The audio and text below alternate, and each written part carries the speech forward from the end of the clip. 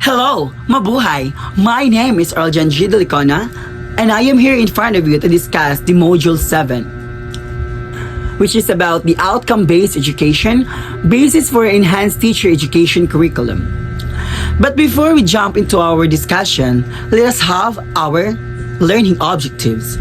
At the end of the lesson, you should be able to define outcome-based education, define the difference between the outcome-based education and traditional education. So now, we're going to start our discussion. What is the learner's responsibility in learning through OBE?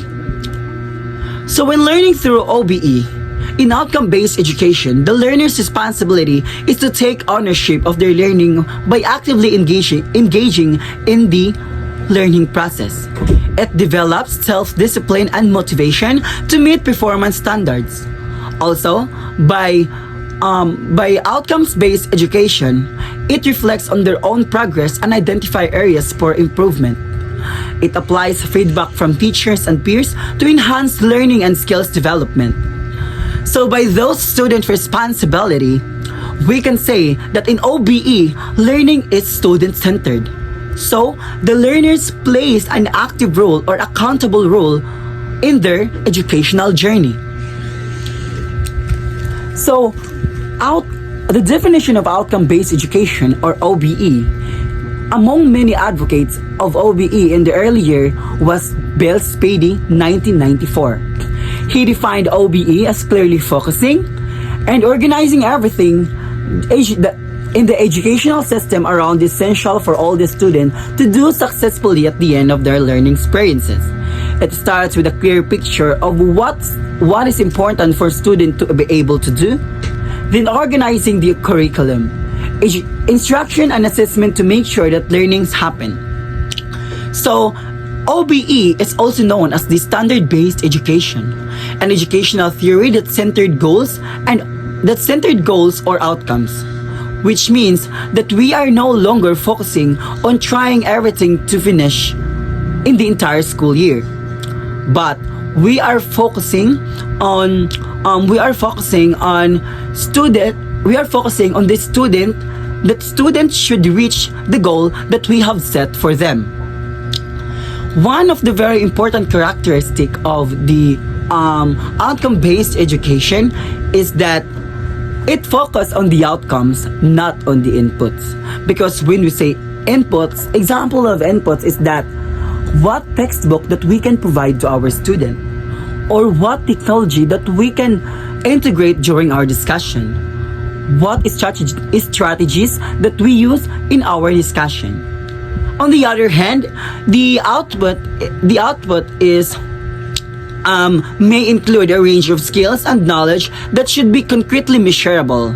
This were the writing of our learning outcomes or our learning objectives, that we should assure that our learning outcomes should be SMART, which means specific, measurable, attainable to every student, result-oriented, and it should be time-bound. To define and clarify further, answers to the following question should be addressed by the teacher. First, what do we want these students to learn? This refers to the learning objective or goals. So, the teacher must clearly define the knowledge, skills, and attitude that students are expected to acquire. Second, why do we want students to learn these things? So this question focuses on the purpose and relevance of the learning. Teachers should connect content to the student's life, future education, and the societal needs.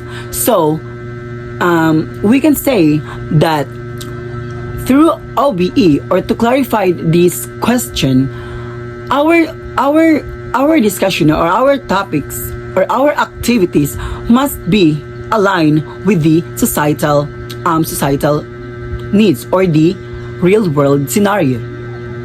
So, how can we best help students to learn these things? So this involves selecting effective strategies or tool that we are integrating in our discussion or in our class. Fourth, how will you know when the students have learned? This is about the assessment. This is about the assessment, both formative and summative. Spady premise that in outcome-based education, all students can learn and succeed, but not at the same time or in the same way. This means that every student has the potential to achieve the learning outcomes, but learners are different. They have unique needs, different backgrounds, different culture. So, OBE or the outcome-based education reject the one-size-fits-all approach. Instead, the OBE promotes flexibility in teaching time and methods to meet individual needs. Successful learning promotes even more successful learning. When students experience success, it builds their confidence, motivation, and ability to tackle more complex challenges. Success becomes a positive cycle. Achieving one goal strengthens the capacity and will to achieve the next. This highlights the importance of creating early and consistent opportunities for students to successful.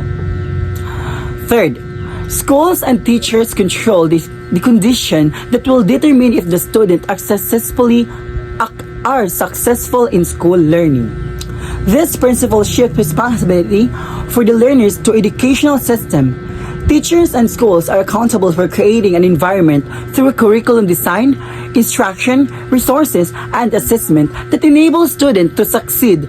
They must remove barriers and support learnings through responsive and inclusive practices. So these principles underpin OBE's core idea, focus on what students are expected to achieve at the end of their learning experiences, and design everything else. So before we finish our discussion, let us differentiate the outcome-based education and the traditional education. First, in the curriculum. In the curriculum of outcome-based education, it focuses also on the needs of today's student. What do the students need today? What do the students need so that they can be successful in present day? Unlike in the curriculum of traditional education, it can pass generation to generation without the changes.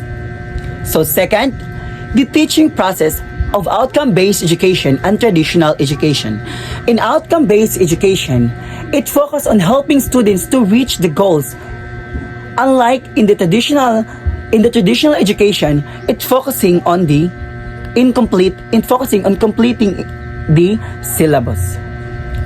So, in the assessment, the outcome-based education is based on the levels that track their learner skills. So, meaning, there is no such failing grade in the outcome-based education. If that certain label hindi siya ma-achieve ng student, babalikan ng guro o babalikan ni teacher yung specific level na yon at i-revise niya yon so that para talaga ma-reach talaga ng student yung goal na siniset ng teachers para sa kanila. So that after that, the teacher can assure that the student reached the levels before proceeding to the next level. On the other hand, the traditional education, pagdating sa assessment, it is ang ilahang knowledge is assessed per obtained grades. So, thank you so much for listening, and I hope you have a wonderful day. Thank you.